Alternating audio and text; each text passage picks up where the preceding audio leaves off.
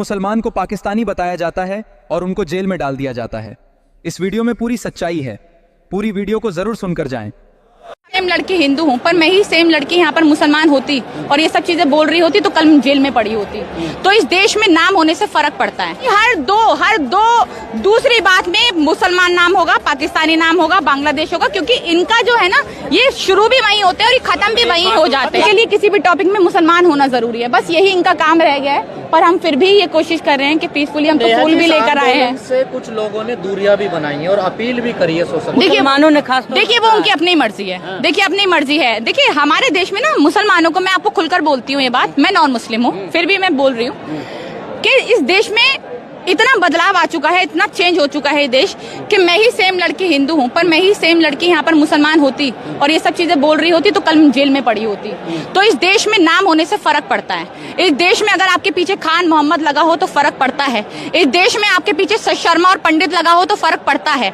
इसलिए ये लोग दूरी बना के, और मैं इस चीज को बिल्कुल गलत नहीं मानती, मैं इस चीज को गलत नहीं मानती, क्योंकि अपनी सेफ्टी सबसे पहले है। देश में आप आवाज उठाओ अच्छी बात है, बट अपनी सेफ्टी बहुत पहले है। वो लोगों को उठाकर आप ये देखिए कितने प्रोटेस्ट हुए एनआरसी के, सीए के। उमर खालिद आज तक जेल में है, खालिद सैफी आज तक जेल में है। सारे के सारे मुसलमानों को आज तक जेल में डाला गया है और आज उनके खिलाफ सबूत भी नहीं है, फिर भी उनको जेल में डाला गया है। हमने भी बहुत प्रोटेस्ट किए, मैंने भी लगातार बहुत सारी ऐसी बाइटें दी है जिसकी वजह से मैं जेल में जा सकती थी। पर यहाँ पर हिंदू और मुसलमान होने में फर्क पड़ता है, इसीलिए इस देश में उन्होंने थोड़ा सा दूरी बनाई है और इसमें कुछ गलती नहीं है अगर वो अपनी सेफ्टी के बारे में सोच रहे हैं। आप ये देखिए कि हमारे देश का दुर्भाग्य ऐसा है कि मुसलमान एक ये सोच रहा है कि हम इस प्रोटेस्ट से दूरी बना ले ताकि हमको पकड़कर गिरफ्तार करके अंदर ना डाल दिया जाए। जनता पार्टी का क्या भविष्य लग रहा है आपको? लोग कह रहे हैं कि अमेरिका में बैठकर, विदेशों में बैठकर भारत विरोधी यहाँ गतिविधियां ये लोग कर रहे हैं। आ तो गया भाई, आज तो इंडिया में आ गया, ठीक है, अब आ तो गए इंडिया में, और क्या चाहिए आपको? और अगर हम बात कर रहे हो, अगर है तो वो इंडियन ना, वो कहीं पे भी बैठकर लोगों के लिए अगर आवाज उठा रहे हैं, चाहे वो अमेरिका में हो, चाहे वो कहीं पे भी पूरी दुनिया की कोई सी भी कंट्री में वो, अगर हमारे भारत देश के जनता के लिए, युवाओं के लिए अगर आवाज उठा रहे हैं तो हम उनके साथ खड़े हैं। और हमें देखिए फ्यूचर, हमारे को ऐसा नहीं है कोई बहुत इलेक्शन जीतने हैं, बहुत सारी चीजें करनी, नहीं। हमारी जो मांगे हैं, जो बहुत ही छोटी मांगे हैं, जो बहुत बड़ी मांगे नहीं है, उसको पूरा कर दिया जाए।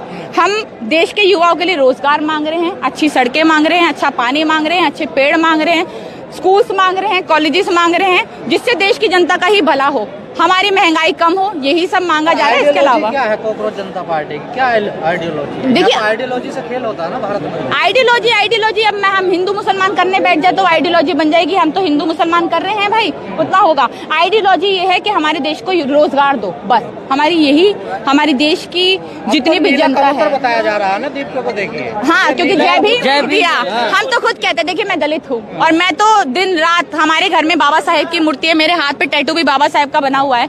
अब आप ये देखिए, धर्म को छोड़ दीजिए, अगर आप जय भीम, जिसने हमारा कॉन्स्टिट्यूशन लिखा, जिसके वजह से हमारा ये लॉ, जितना हमारा जो लॉ पढ़ पाते हैं हम, जिसके वजह से हमारा संविधान बना, जिसके वजह से हमें न्याय मिलता है, न्यायपालिका, जिन चीजों को जिन्होंने किया, उनको अगर बोलने पर, जय भीम, उनका नाम लेने पर अगर आपको नीला कबूतर बता दिया जाए तो इससे बड़ा दुर्भाग्य इस देश का कुछ नहीं हो सकता। इससे बड़ा दुर्भाग्य इस सरकार का कुछ नहीं हो सकता कि जब एक मतलब जिनकी वजह से हम लोग सांस ले पा रहे हैं, लड़कियां घरों से बाहर निकल पा रही हैं, पढ़ पा रही हैं, लिख पा रही है, जिसके वजह से आप लोग बाइट ले पा रहे हैं, आजाद घूम पा रहे हैं, जिसके वजह से हमारे सारे मौलिक अधिकार हैं, उनको अगर उनका नाम लेने पर अगर आपको एक नीला कबूतर या भीमटा बता दिया जाए तो उससे बड़ा दुर्भाग्य कोई नहीं हो सकता। इससे पहले लगातार ये नैरेटिव बनाया जा रहा था कि जब कॉकरोच हमको पे उतरेंगे तो उपद्रव मचाएंगे। कहाँ मच रहा है उपद्रव? देखिए आप, देखिए ये पता है इनको ये कैसे कहते हैं, क्योंकि जब भी कोई प्रोटेस्ट होता है ना पीसफुली, ये अपने कुछ घटिया जो अंधभक्त हैं, जो टुच्चे मुच्चे से हैं, उनको 150 रुपए देकर बेचते हैं और फिर कहते हैं कि जाओ वहाँ पर गाली बको, जाओ वहाँ पर ऐसी बातें बोलो जिससे हुड़दंग मच सके।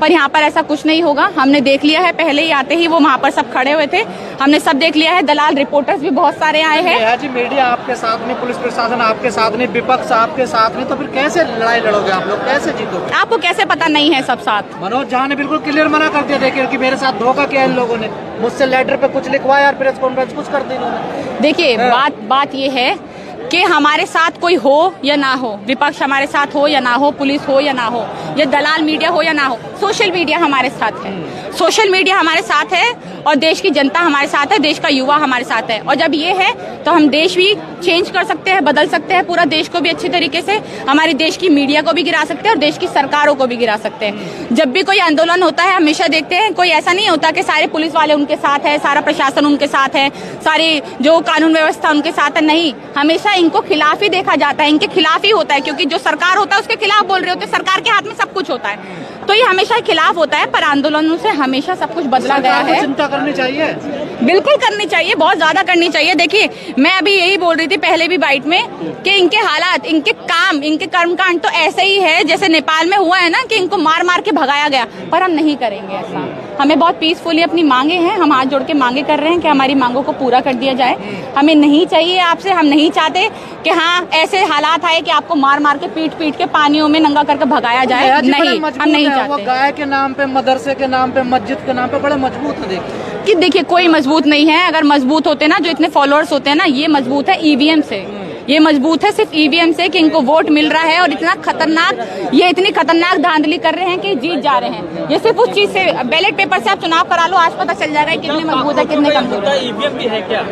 नहीं, देखिए, ये कॉकरोच का मुद्दा हो या ना हो, मेरा मुद्दा जरूर है कि ईवीएम में धांधली होती है, और ईवीएम में धांधली होती है तभी ये बनते हैं। वरना ये देखिए, जो इतने साल इनको इतने फॉलोअर्स कमाने में लग गए सोशल मीडिया पे, कॉकरोच जनता पार्टी ने 2 ही दिन में वो इतने फॉलोअर्स कमा लिए। पर रुक गए आप देखिए। हाँ, रुक गए तो क्या हुआ, रुक गए, रुकने बड़ी वाली बात नहीं है। पर है कितने, दोनों मतलब कितनी सारी पार्टियों को अगर एक साथ मिला के दोगे, उससे भी ज्यादा उनके फॉलोअर्स। तो मैं सोशल मीडिया के फॉलोअर्स को भी नहीं मान रही कि सोशल मीडिया, देश की जनता जब यहाँ पर आकर खड़े होकर एक कॉल पर इतने लोग इकट्ठे हो सकते हैं, तो देश की जनता अभी भी जागरूक है, देश का युवा अभी भी जागरूक है। और हम यही कोशिश करेंगे, यही मांग रहेगी कि हमारी मांगे पूरी की जाए।